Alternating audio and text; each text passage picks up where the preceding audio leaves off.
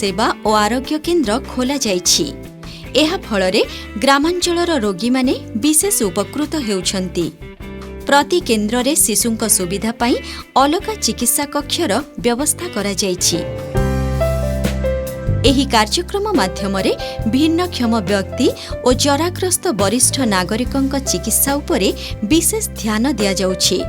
सेमानुंकु समन्वित भौतिक चिकित्सा केन्द्र को मागणारे नेबा आनिबा लागि परिवेश अनुकूल ई-एम्बुलेंस व्यवस्था करा जाइछि।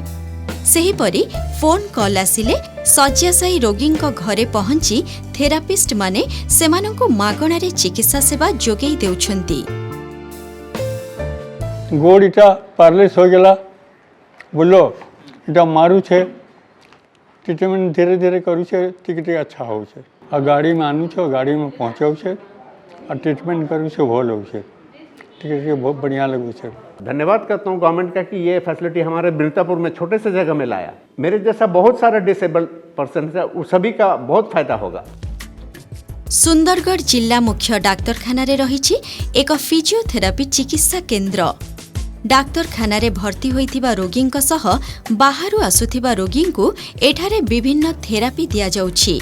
नाना प्रकार जटिल शारीरिक समस्या एवं अक्षमता को नहीं जीवन सह संघर्ष करुथिबा व्यक्तिंक लागि आउ एक समाधान होइछि सुंदरगढ़ जिला मुख्य डाक्तरखाना परिसर रे थिबा अत्याधुनिक पुनर्वास केन्द्र बा एआरसी। राज्य सरकारଙ୍କ सामाजिक सुरक्षा एवं भिन्नक्षम सशक्तिकरण विभाग अधीन रे चलीथिबा एही अत्याधुनिक पुनर्वास केन्द्र रे मागणारे रोगी मानंकु रोबोटिक्स फिजियोथेरापी सेवा मिलुछि। ब्रेन स्ट्रोक, सेरिब्राल पाल्सी, मेरुदंड आघात और दुर्घटना परवर्ती चिकित्सा सह पुनर्वास सेवा क्षेत्र रे एहा रोगींक पई विशेष फलप्रद होई परिछि।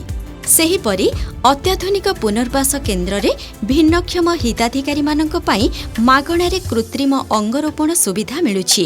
एठारे आधुनिक कैट कैम पद्धति रे कृत्रिम अंग प्रस्तुत करा जाउछि। आरसी रे एबे रोबोटिक थेरापी चली छी सब फ्री रे होछि। थेरापी नेला पर धीरे धीरे मनर हल्का हेलानी कि मु पुणी चाष क्षेत्र को फेरिबा कोई समर्थ हेबी बोली सुंदरगढ़ एआरसी हॉस्पिटल को नहीं की गले तापरे माप नहीं की गोड़ देले प्रैक्टिस कराली सेठी तापरे मु चली पारिली सेति पई एआरसी टीम को धन्यवाद जणाउछि। कुष्ठ रोगरु सुस्थ होइथिले मध्य जेउ माने विभिन्न शारीरिक विकृति भोगुछन्